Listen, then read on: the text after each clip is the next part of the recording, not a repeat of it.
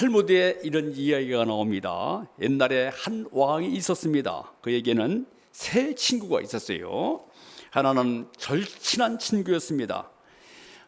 하루도 만나지 못하면 안 되고 한시도 떠나면 안 되는 그런 절친한 친구였습니다. 또 하나는 보통 친구, 그저 만날 수 있고 안 만날 수도 있는 그런 친구였습니다. 다른 하나는 먼 친구였습니다. 그래서 1년에 한 번 만날까 어쩌다가 생각나면 만나는 그런 정도의 친구였습니다. 이제 왕이 세상을 떠났습니다. 왕이 죽는 다음에 보니까 그 절친했던, 하루도 만나지 않으면 살 수 없는 그런 친구는 그 앞에 나타나지 않았습니다. 보통 친구는 문가에 서 있었습니다.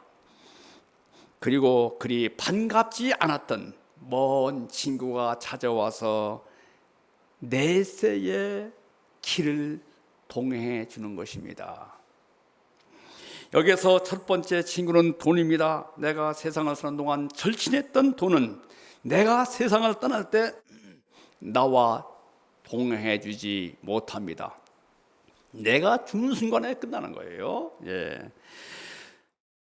두 번째는 친구는 가족입니다. 가족은 평생 가장 가까운 관계였지만 역시 내가 세상을 떠날 때 문가에 서서 울고 있을 뿐 나와 동행해 주지 못합니다.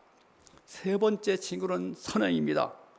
내가 가끔 생각나면 선행을 베풀었습니다. 그런데 그 선행이 마지막 길 가는 길까지 동행해 주는 것입니다. 그래서 성경은 주는 것이 받는 것보다 복이 있다. 주는 것이 받는 것보다 복이 있다. 여러분들 해볼까요? 주는 것이 받는 것보다 복이 있다. 이렇게 말씀하셨고, 디모데전서 6장 18절에서 19절 보면은 선을 행하고 선한 사업을 많이 하고 나누어 주기를 좋아하며 너그러운 자가 되게 하라. 이것이 장래에 자기를 위하여 좋은 터를 쌓아 참된 생명을 주는 것이라. 이렇게 말씀하고 있습니다. 우리가 선행을 베푼 그 선행만이 마지막 가는 길에 동행한다. 그것만이 남다른 것이죠. 남는 거예요. 우리가 사는 사업에 부하고 나눠주고 섬기는 삶이 복되고 아름답다. 이것을 마음에 깊이 새기고 선한 사업에 부할 수 있기를 기도합니다. 아멘. 첫째, 식물을 물 위에 던져라. 내 떡을 물 위에 던져라. 내 씨를 뿌려라. 너는 내 떡을 물 위에 던져라. 여러 날 후에 도로 찾으리라. 여기서 너는 내 떡을 식탁에 던져라. 그렇죠? 그리고 또 내 떡을 배고픈 사람에게 던져라 하면은 이해가 가는데, 내 떡을 물 위에 던져라 이렇게 말씀하고 있어요. 이해가 얼른 가지 않습니다. 여기서 던져라 이런 뜻은 영어로 캐스트입니다. 캐스트는 낚시할 때 미끼를 말합니다. 미끼. 낚시꾼들이 제일 먼저 하는 것은 주위에 미끼, 깻목을 다 던집니다. 그러면은 고기들이 몰려오잖아요. 그때 낚시를 딱 던지면은 고기를 많이 잡을 수가 있습니다. 여기 던지라는 것은 미끼를 얘기하는 것이죠. 이처럼 사람이 계속 선행을 베풀면은 언젠가 도움을 받게 되는 겁니다. 그래서 욥기 22장 24절을 보면은 다시 말해서 아낌없이 돕고 섬기라 이렇게 말씀합니다. 아낌없이 돕고 섬기라. 그런데 우리가 남을 섬기고 돕고 나눠주려면은 절제해야 됩니다. 욕망을. 사람이 저 먹을 거 다 먹고 입을 거 다 입고 쓰고 싶은 거 다 쓰고 남을 결코 도울 수가 없어요. 사람은 누구에게나 소유하고자 하는 욕망이 누구에게나 다 가지고 있습니다. 그런데 예수님은 너희를 위해서 보물을 땅에 쌓아두지 말고 하늘에 쌓아두라고 말씀하십니다.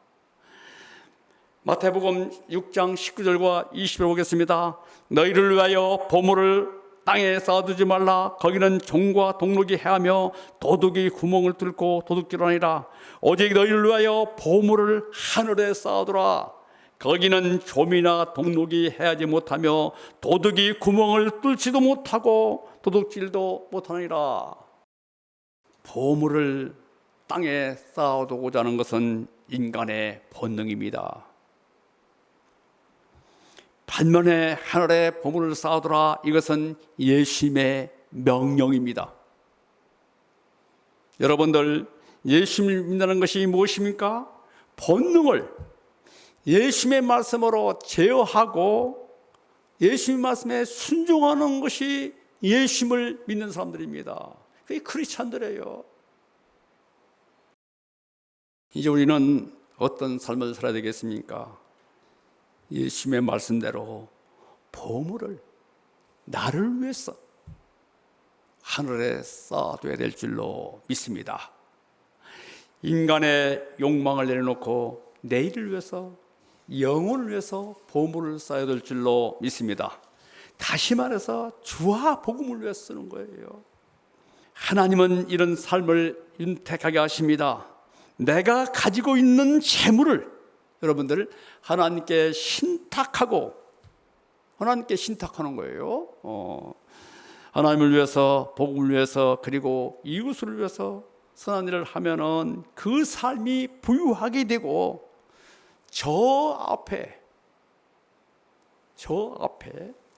밝은 새가 보이고 그 삶이 아름답게 전개가 되는 겁니다. 그리고 그런 사람은 돈으로부터 자유롭게 되는 겁니다.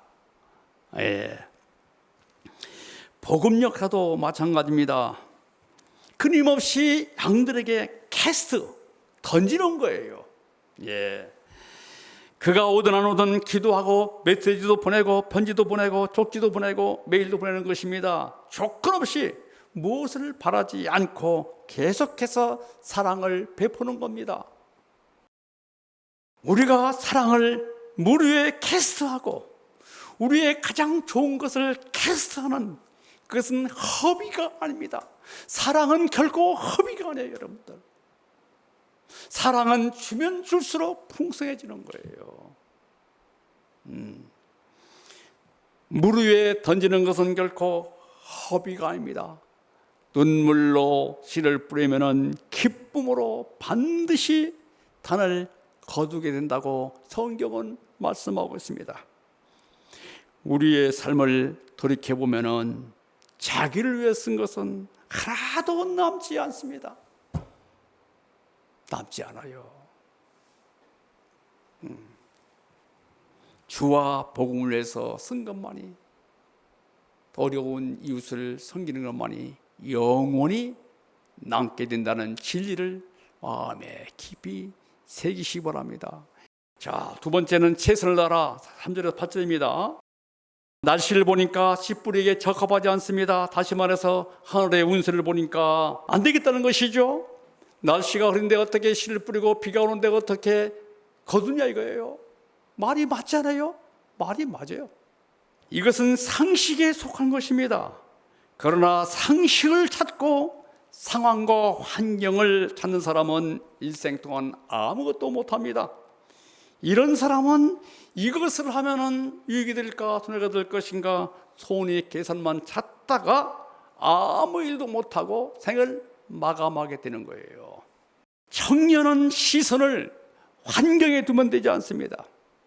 여러분들, 청년은 환경을 넘어서서 환경을 극복하고 위의 것을 바라보고 위의 것을 생각하고 위의 것을 찾고 바라봐야 됩니다. 이것이 청년의 기상이에요. 청년이 너무 이제에 밝고 계산에 민감하면은 청년이라고 할 수 없어요. 여러분들, 숫자는 사람을 오만하게 만들어요. 오만하게. 숫자에 민감하지 마세요. 그런 점에서 우리는 좀 어리석을 필요가 있습니다. 그때 비가 올 것 같고 바람이 불어도 씨를 뿌리고 거둘 수 있는 패기와 용기를 갖게 되는 겁니다. 바람의 길이 어떠한가 아이벤자에 대해서 벼가 어떻게 자라는 것을 내가 알지 못한 같이 만사를 성취하시는 하나님이를 내가 알지 못하느니라. 나는 아침에 씨를 뿌리고 저녁에 손을 놓지 말라. 이것이 잘 들는지 저것이 잘 들는지 혹들이 잘 들는지 알지 못함이라. 예. 바람의 길을 누가 알 수 있습니까? 아이가 태중에서 어떻게 자라고 어떻게 크는지 누가 알 수 있습니까? 생명의 신비, 생명의 아름다움, 생명의 고귀함을 누가 알 수 있습니까? 인간의 머리는 이해할 수 없습니다. 이 모든 것은 하나님만 하시는 거예요. 하나님은 마른 막대기에서 새싹이 나게 하시는 전지전능하신 하나님이십니다. 믿으십니까? 예. 하나님은 큰 동풍으로 홍해를 가르시고 요단을 가르셔서 이스라엘을 가나안 땅으로 인도하셨습니다. 하나님은 우리를 어떤 모양으로 인도하실지 누구도 모릅니다. 미국 속담에 이런 말이 있습니다. 청년아 울더라도 뿌려야 한다. 울더라도 뿌리라. 네. 상황이 이래서 안 되고 저래서 안 되고 이것은 믿는 사람들의 자세가 아닙니다. 우리는 손해를 보더라도 그것이 타당하면은 자신을 던질 수 있어야 됩니다. 이것이 진리고 이것이 하나님의 뜻이라면 자신의 몸을 과감하게 그것을 위해서 던질 수 있는, 예, 이것이 젊은이의 특징이고 젊은이의 기상입니다. 우리는 내 이름으로 등기하면 내 것으로 생각합니다. 그러나 세상에 내 것은 하나도 없습니다. 우리는 빈손으로 태어나서 빈손으로 가는 것이 삶의 모습이에요. 예. 내 것은 하나도 없습니다. 우리는 빈손으로 왔다가 빈손으로 가는 거예요. 잠깐 내 손에 있을 뿐입니다.